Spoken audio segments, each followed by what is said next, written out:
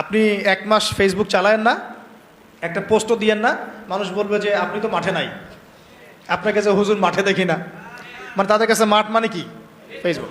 আমি মাঠ মানে বোঝাচ্ছি ময়দান। ময়দান মানে এই রুট লেভেল পর্যন্ত, টপ থেকে রুট লেভেল পর্যন্ত আমাদেরকে থাকতে হবে। মসজিদে, মাদ্রাসায়, মক্তবে, সংগঠনে, অ্যাসোসিয়েশনে, এই মিটিংয়ে, সিম্পোজিয়ামে, তালিমে, দার্সে, সব জায়গায় এটা মাঠ। মাঠ মানে শুধু ফেসবুক না। কথা বুঝতে পারছি ভাই? তো ইনশাআল্লাহ আমরা যদি এভাবে মাঠে থাকি, আপনারা যদি আমাদের সাথে থাকেন, ইনশাআল্লাহ বাংলাদেশে ইসলামপন্থীদেরকে টক্কর দিয়ে কারো ক্ষমতা নেই রাষ্ট্র ক্ষমতায় যায়। আর আমরা যদি ওই সুযোগটা আরেকবার দেই তাদেরকে, আমরা যদি এই সুযোগটা তাদেরকে আরেকবার করে দেই, একটাকেও বাকি রাখবে না এবার, যদি তারা কেউ আসতে পারে। তাদের এর জায়গায় যদি কোনো বি গভর্নমেন্টও আসে, তবুও আমাদের একটাকেও বাকি রাখবে না। তাই কোনো স্পেস তাদেরকে দেওয়া যাবে না, সুযোগ নাই। এখন আমাদেরকে ওই জায়গায় যেতে হবে। আল্লাহ পাক আমাদের যাওয়ার তৌফিক দান করেন। এখন এই রাষ্ট্র ব্যবস্থাটা আমাদের নবীজি করে দিয়ে গেছেন না, যান নাই? তাহলে আমাদের সামনে নবী সাল্লাল্লাহু আলাইহি ওয়াসাল্লামের দেয়া পথ পদ্ধতি আছে কি নাই? আছে। এখন আমরা একটু জানি, কয়েকটা পয়েন্ট জানি যে এটার ফজিলত কী কী হতে পারে। আমি কয়েকটা পয়েন্ট বলতেছি। দেখেন, ইসলামী রাষ্ট্র ব্যবস্থা থাকলে আমরা আল্লাহর জমিনে আল্লাহর কোরআনের আইনগুলো বাস্তবায়ন করতে পারবো, এক নাম্বার, তাই না? আর এটা কত বড় ইবাদত সেটা উলামায়ে কেরামদের কাছ থেকে জেনে নিয়ে, এটা যে কত বড় একটা ইবাদত যে আল্লাহর জমিনে আল্লাহর বিধান চলতেছে, এটার যে সামাজিক ফজিলত এটা বলে শেষ করা যাবে না। দুই নাম্বার, সমাজে আমরা সর্বপ্রথম নামাজ কায়েম করতে পারবো। নামাজ কি কায়েম আছে? ঐচ্ছিক, পড়লে পড়েন, না পড়লে নাই, তাই না? কিন্তু মাস্ক আপনাকে পড়া লাগবে করোনা হইলে, তাই না? বিষয়টা সরকার বলবে মাস্ক পড়তে হবে, না হলে তো জরিমানা। কিন্তু আপনি নামাজ বাধ্যতামূলক মুসলিমদের করা হচ্ছে না। কিন্তু ইসলামী শাসন ব্যবস্থা থাকলে নামাজ বাধ্যতামূলক, মুসলিমদের কথা বলছি, বালেগ যারা নামাজের যোগ্য হয়েছেন। তারপরে পর্দার বিধানটাকে আমরা বাস্তবায়ন করতে পারবো। সমাজে ফিতনা কমে যাবে, জেনা কমে যাবে, ব্যভিচার কমে যাবে, যত রকম এই যে স্টার জলসা, জি বাংলা, পর্নোগ্রাফি, হাবিজাবি যা আছে, এগুলোকে আমরা বন্ধ করে ফেলতে পারবো কি না? তারপরে জাকাত ভিত্তিক অর্থ ব্যবস্থা আমরা চালু করতে পারবো। জাকাত বাধ্যতামূলক রাষ্ট্রের পক্ষ থেকে আদায় করা হবে, সমাজের দরিদ্র মানুষদের কোনো কষ্ট থাকবে না। তারপরে আমরা আরও অনেক কিছু, যেমন আমরা উলামায়ে কেরামদের একটা সিকিউরড লাইফ নিশ্চিত করতে পারবো। যেমন প্রত্যেকটা মসজিদ, প্রত্যেকটা মাদ্রাসা, এগুলোকে রাষ্ট্রীয়করণ এবং এগুলোকে ভাতার ব্যবস্থা করা। তারা যদি পুলিশদেরকে দিতে পারে, র্যাবকে দিতে পারে, ডিজিএফআইকে দিতে পারে, আর্মিদেরকে দিতে পারে, উলামায়ে কেরাম বাদ যাবে কেন? উলামায়ে কেরামদের জন্য কেন কোয়ার্টার থাকবে না? কেন সরকারি গাড়ি থাকবে না? কেন বেতন ভাতা থাকবে না? কেন থাকবে না? থাকা উচিত ছিল কি না? বরং তারাই তো আমাদেরকে পথ দেখাচ্ছেন, আলোর পথ। তো এই যে বৈষম্য না, এগুলো বৈষম্য। তারপরে আরও দেখেন, প্রাইমারি স্কুলে আমি আমার বাচ্চাকে কোরআন শিক্ষা বাধ্যতামূলক করতে পারবো না? এখন কি বাধ্যতামূলক আছে? এটা নিয়ে তো আমার অনেক লেকচার শুনেছেন। অনার্স মাস্টার্স পাসও যদি আপনি কোনো স্টুডেন্টকে ধরেন, 100 জনের মধ্যে দেখা যায় 10 জনও ঠিকমতো কোরআন তেলাওয়াত করতে পারে না। আমরা বলছি এটা ইসলামিক রাষ্ট্র, আমার ইসলামিক রাষ্ট্রের মুসলিমরা কোরআন তেলাওয়াত করতে পারে না, এটা কেমন হলো? তাহলে কোরআনের শিক্ষাটা আমরা বাধ্যতামূলক করতে পারতাম।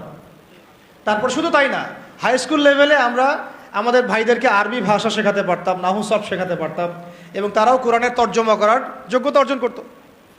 অনার্স লেভেলে গিয়ে, মাস্টার্সে গিয়ে তারা এমন হতো, হাদিসের এবারত পড়তে পারছে, এরাত দিতে পারছে, মাশাআল্লাহ। কেউ হয়তো ইফতা দিয়ে ফেলছে, কেউ হয়তো দাওরা হাদিস দিয়ে ফেলছে। এমনও করা সম্ভব ছিল, এখনও সম্ভব। এটা কি হয়েছে?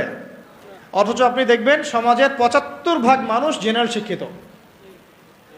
এই বেশিরভাগ মানুষকে আমি ইসলাম শেখাতে পারছি না, শুধু ইসলামী শিক্ষা ব্যবস্থা না থাকার কারণে।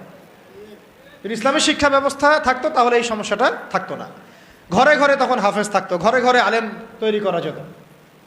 অন্তত পক্ষে ফরজে আইন তো তারা জানতো, নিজের মানে ইমামতি করার যোগ্যতা তো সে অর্জন করতো, নিজের বাবার জানাজা তো পড়তে পারতো। এখন কি সেটা হয়? অথচ তারা কিন্তু মুসলিম, কালিমা পড়া।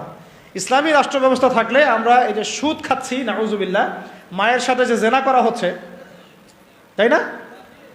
এটা তো নতুন হাদিস না, আপনারা তো জানেনই।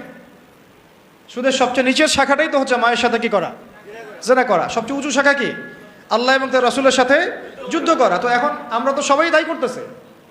যেহেতু ইসলামী রাষ্ট্র ব্যবস্থা নাই, তাই এখানে সুদভিত্তিক ব্যাংকিং সিস্টেম চলছে। ইসলামী রাষ্ট্র ব্যবস্থা থাকলে আমরা এটাকে কমিয়ে ফেলতে পারতাম। আমরা কৃষিভিত্তিক অর্থনীতি, দুর্নীতিকে কমাতে পারতাম, আমরা জাকাত আদায় করতে পারতাম, আমরা সাদাকা ভিত্তিক অর্থনীতি নিতে পারতাম, ডুয়েল কারেন্সি আনতে পারতাম, আরও অনেক কিছু করতে পারতাম। এটা নিয়ে আলাদা আলোচনা, ইকোনমির আলোচনা অনেক গভীর, এটা আপনি এখন করতে পারবেন না। বরং এই জায়গাগুলোতে যত রকম দুর্নীতি, ঘুষ, সুদ সব ভর্তি হয়ে যাবে। ভালো মানুষ সেজে লাভ হচ্ছে না তো, কারণ আমি এখানে নামাজ পড়ছি, এখান থেকে বের হয়ে গিয়েই সুদ খাচ্ছি, এই জন্যই তো দোয়া কবুল হচ্ছে না, ইবাদতে স্বাদ পাচ্ছি না। আল্লাহ পাক আমাদেরকে সুদমুক্ত জীবনযাপন করার তৌফিক দান করুন। ইসলামী রাষ্ট্র ব্যবস্থা থাকলে পরে এই যে কাদিয়ানিরা আবারও খতমে নবুয়তকে চ্যালেঞ্জ করতে পারতো না, তাই না? আপনারা তো জানেন, কেউ যদি নবী সাল্লাল্লাহু আলাইহি ওয়াসাল্লামকে গালি দেয়, তার স্ত্রীর চরিত্র নিয়ে কথা বলে, আছে না এমন কিছু, তার শাস্তি কি আলেমদের কাছ থেকে জেনে নিয়েন।